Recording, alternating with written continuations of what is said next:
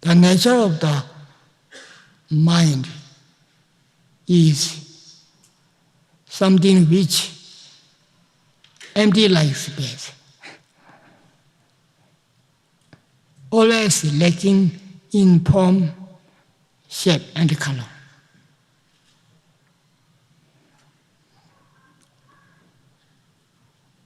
The mind is not a real space, not real space. It is like space, as I say, empty like space. But the mind is not a real space, because space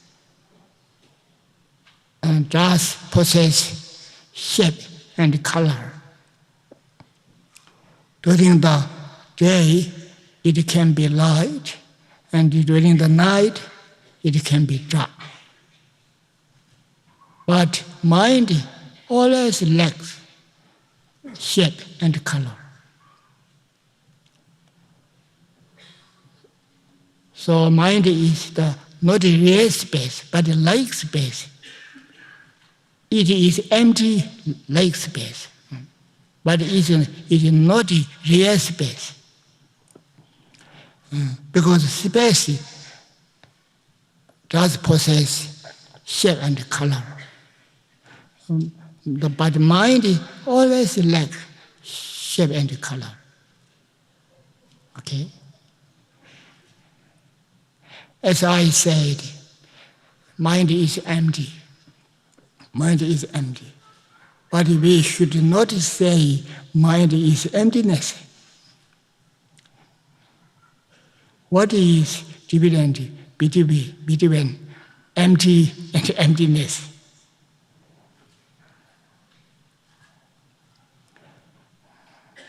In Buddhism, emptiness has great meaning.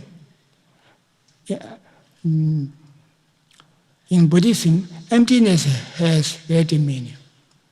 It is the real nature of the things. For example, the emptiness of our body is the real nature of our body.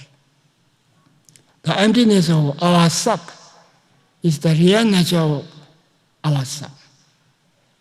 The emptiness of all phenomena is the real nature of all phenomena.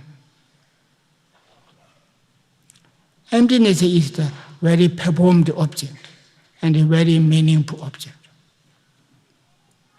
If we realize emptiness directly, we will free permanently from all the sufferings of this life and countless future lives. There is no greater meaning than this. So, emptiness is performed object, meaningful object. But empty means empty. Nothing special meaning, empty. Empty is empty. Nothing special meaning. Therefore, we have to say, space is empty, which means it lacks obstructive contact. Obstructive contact. Space is empty, which means it lacks obstructive contact. We know that birds fly through space because space lacks obstructive contact. We have to say, mind is empty. Mind is empty, which means it always lacks shape and color, form, shape, and color. When we say, this house is empty, sometimes we say, when we say, this house is empty, which means no one living inside. Sometimes people say, you say, my life is empty, which means no meaning. So, differently, empty has different meaning, So through this explanation, you will understanding the dividend between empty and emptiness. Quite important. Okay. Now the function of the mind. What is the function of the mind? Mind. The function of the mind is imputing the things. The function of the mind is imputing things. We should know that without a name, things cannot exist. Without a name, things cannot exist. For example, without John's name, John cannot exist. Without Carl's name, Carl cannot exist. Without the names of chair, table, so forth, the chair, table cannot exist.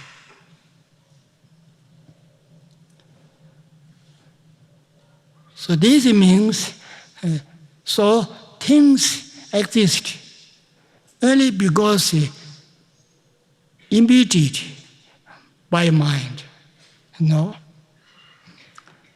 So things exist only because imputed by mind, thinking this is Peter, this is John, this is Trappo, this is moribund, like imputed.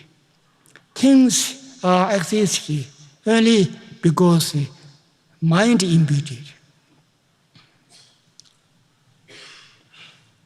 Other than nothing. Buddha said in Sutra, there is no phenomenon other than mere imputation. There is no inherently existing things. Everything are mere imputation by mind. Buddha said there is no phenomenon other than mere imputation. So I am saying things exist only because imputed them by mind. By thinking this is John, this is Jabbo, this is blah, blah, blah. So this proves that everything, including the world, created by mind. By mind. There is no creator other than the mind. I always say this, even I wrote in the book, I have competence. Anything debate, the other call me debate, I will reply. Positive, help each other, understanding. There is no creator other than mind. This truth is reality not difficult to understand.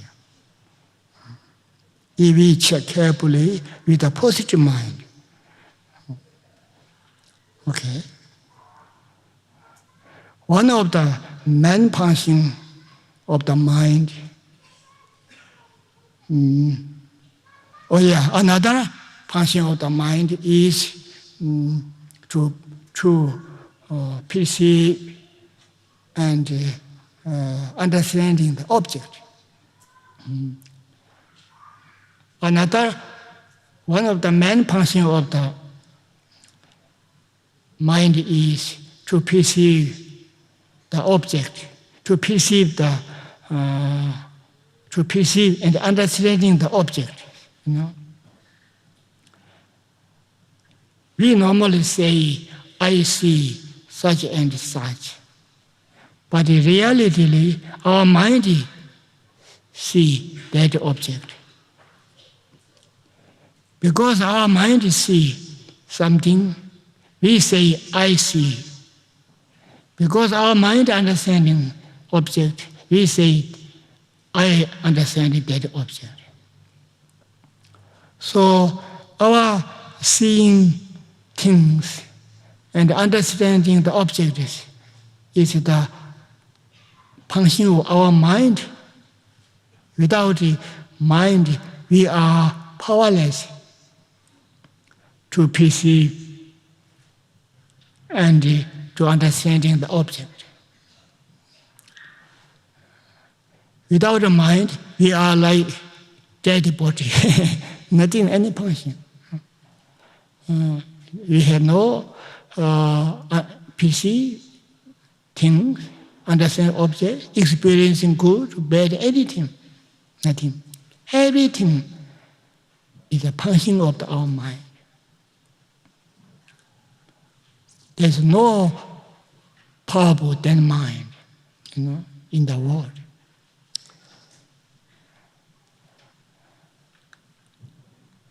So through this, you can understand him. Through this explanation, or if you contemplate him, this explanation, you understand the nature and the function of the mind correctly.